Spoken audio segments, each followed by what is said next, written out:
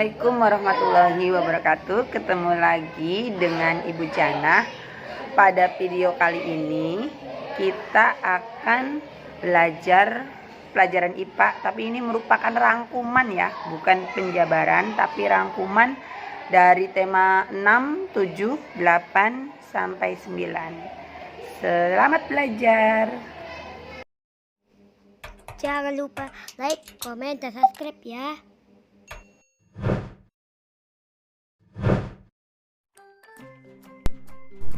Ini adalah rangkuman pelajaran ilmu pengetahuan alam kelas 5 dari tema 6 sampai 9. Selamat belajar. Energi panas. Energi panas adalah energi yang dibutuhkan manusia. Sumber energi panas diantaranya adalah reaksi atom inti bumi, radiasi matahari dan api. Reaksi atom inti bumi dapat dimanfaatkan untuk membangkit listrik. Radiasi matahari yang dimanfaatkan untuk menjemur pakaian, menjemur ikan, dan lain-lain. Api dihasilkan dari gesekan dua benda. Zaman sekarang sudah dimodif menjadi korek api, kompor, dan konduktor.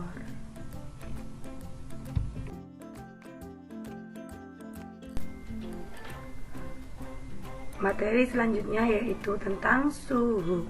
Suhu adalah keadaan panas dingin udara. Pengukuran suhu biasanya dinyatakan dalam skala Celcius, Reaumur, dan Fahrenheit. Suhu udara sangat berperan dalam penguapan air. Alat pengukur suhu adalah termometer. Perubahan suhu benda dan pengaruhnya.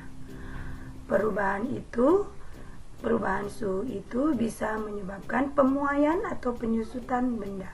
Pemuaian adalah perubahan ukuran benda lebih besar dari semula. Contohnya, rel kereta api dibuat renggang karena rel bisa memuai karena sinar matahari.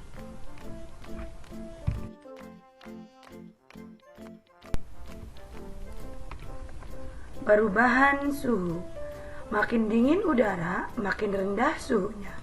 Perubahan suhu menyebabkan udara lebih panas atau lebih dingin. Perubahan suhu mengakibatkan sebuah benda berubah bentuk dan ukurannya. Pemuaian bisa terjadi pada udara, logam, dan air. Contohnya, pemuaian pada udara adalah pada ban.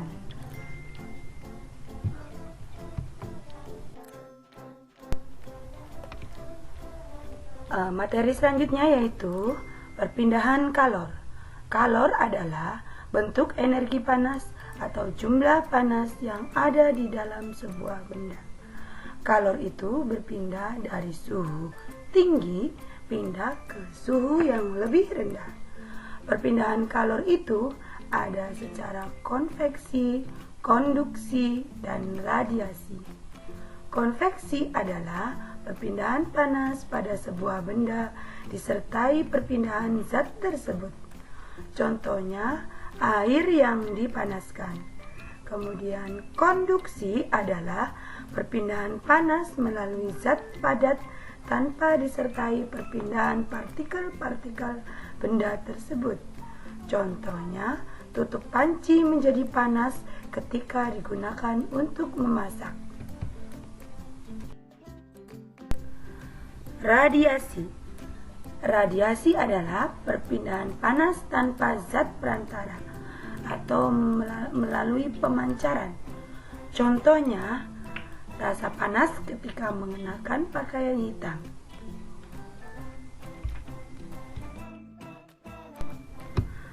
Materi selanjutnya yaitu tentang bahan konduktor dan isolator. Benda yang dapat mengantarkan panas dengan baik disebut konduktor. Contohnya besi, baja, aluminium, kuningan, tembaga, dan seng. Benda yang tidak dapat mengantarkan panas disebut isolator. Contohnya kayu, plastik, dan ebonit. Alat yang memanfaatkan bahan konduktor dan isolator adalah setrika listrik, alat masak, termos, solder, dan baju. Ya, sekarang kita ke tema 7 ya. Rangkuman pelajaran IPA kelas 5, tema 7. Di tema 7 ini, kita mengenal sifat-sifat benda. Sifat benda padat dan sifat benda cair. Sifat benda padat yaitu benda padat memiliki ukuran yang tetap di segala tempat. Sedangkan sifat benda cair memiliki beberapa sifat. Yang pertama, memiliki bentuk yang berubah-ubah. Yang kedua, mudah mengalir ke tempat yang lebih rendah.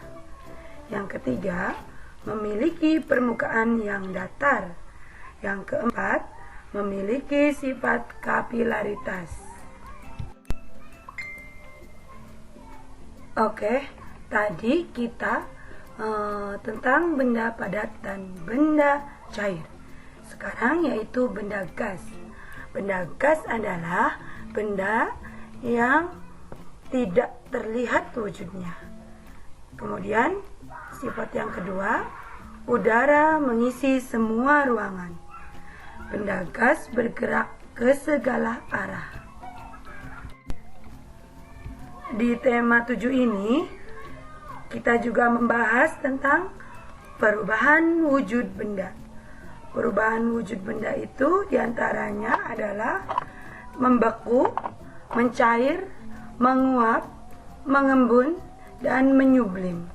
Membeku adalah benda cair menjadi padat. Mencair adalah benda padat menjadi cair. Menguap adalah benda cair menjadi gas. Mengembun adalah benda gas menjadi cair. Menyublim adalah benda padat menjadi gas.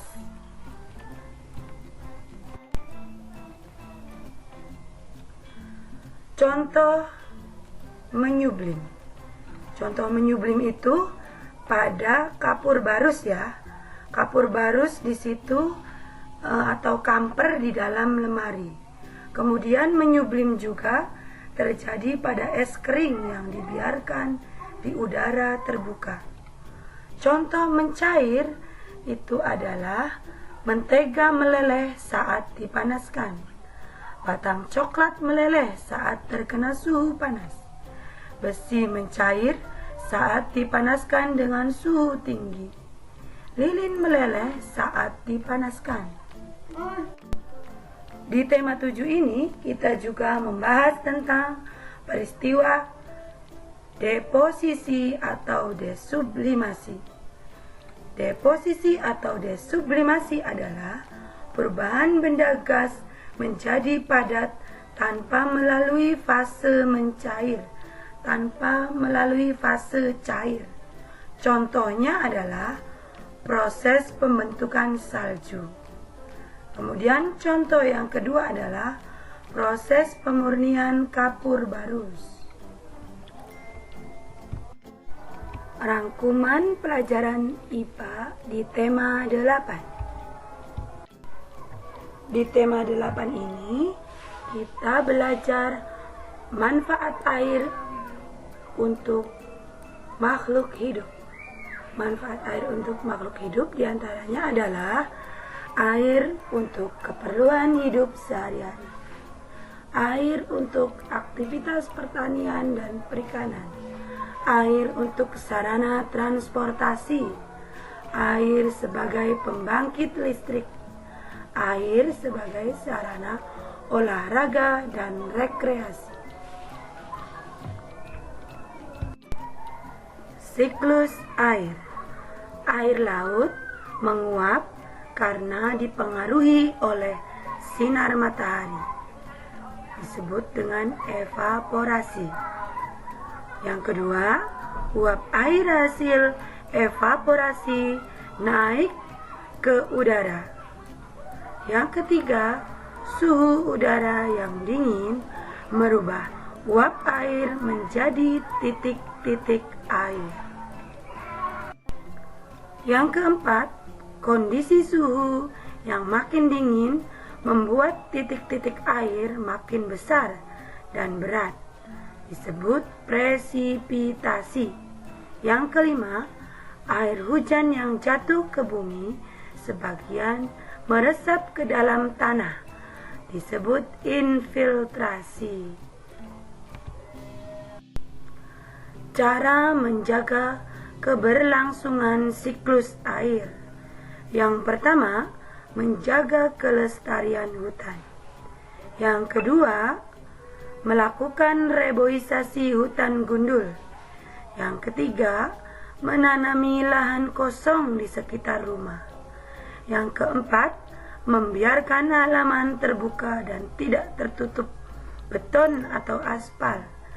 Yang kelima, membuat lubang biopori di halaman, kebun, dan lahan kosong.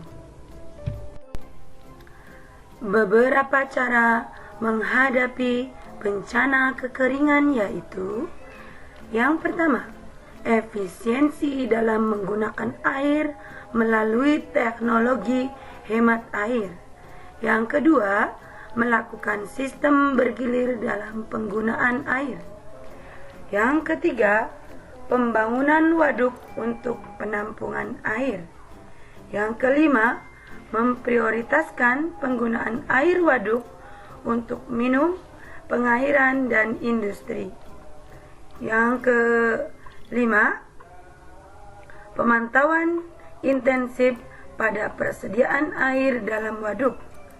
Yang keenam, pemasangan pompa air di sungai yang airnya cukup.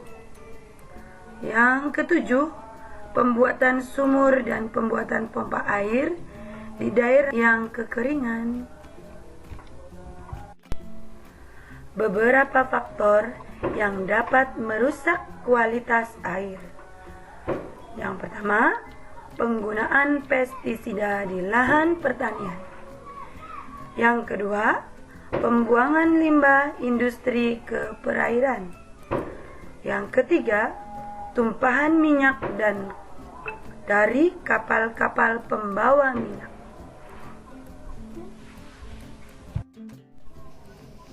Rangkuman pelajaran ilmu pengetahuan alam. Tema 9, kelas 5. Materi di tema 9 ini kita mempelajari tentang materi dalam kehidupan sehari-hari. Materi itu diantaranya ada zat tunggal, yaitu zat tunggal yang dimaksud adalah zat yang memiliki komposisi tetap dan khas. Kemudian zat campuran. Zat campuran di sini adalah zat yang terdiri atas 2 atau lebih jenis materi. Zat tunggal tentunya ya, 2 atau lebih dari zat tunggal. Nah, di sini campuran ini ada campuran homogen dan ada campuran heterogen. Campuran homogen adalah campuran zat-zat penyusun yang tercampur sempurna. Sedangkan campuran heterogen adalah campuran zat-zat penyusun yang tercampur tidak sempurna. Contoh campuran homogen adalah campuran air dengan sirup. Contoh campuran heterogen adalah campuran kopi dengan air. Materi adalah semua benda atau zat yang mempunyai massa dan menempati ruangan. Menurut penyusunnya, materi dibagi menjadi beberapa jenis. Ada unsur, ada senyawa, dan ada campuran. Unsur di sini adalah materi tunggal yang tidak dapat diuraikan lagi menjadi lebih sederhana. Contohnya, unsur logam adalah perak, besi, dan platina. Yang kedua adalah materi yang kedua, senyawa. Senyawa tersusun atas 2 atau lebih unsur yang berbeda dan dapat diuraikan menjadi materi yang lebih sederhana. Contohnya gula. Gula itu tersusun dari karbon, hidrogen, dan oksigen.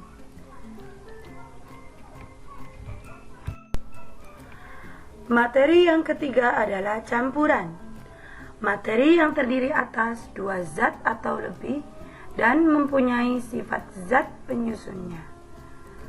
Ciri-ciri campuran yaitu tersusun atas 2 atau lebih materi tunggal, memiliki sifat dari zat penyusunnya, kemudian komponen penyusunnya dapat dipisahkan secara fisika. Perbedaan campuran homogen dan heterogen. Homogen ciri-cirinya yaitu bening dan tembus cahaya. Campuran tidak mengendap saat didiamkan. Partikel zat penyusun tercampur sempurna, seperti terjadi pada sirup dan air. Kemudian, campuran heterogen, ciri-cirinya pencampurannya tidak merata, mengendap apabila didiamkan, keruh dan tidak tembus cahaya. Contohnya seperti kopi dan air.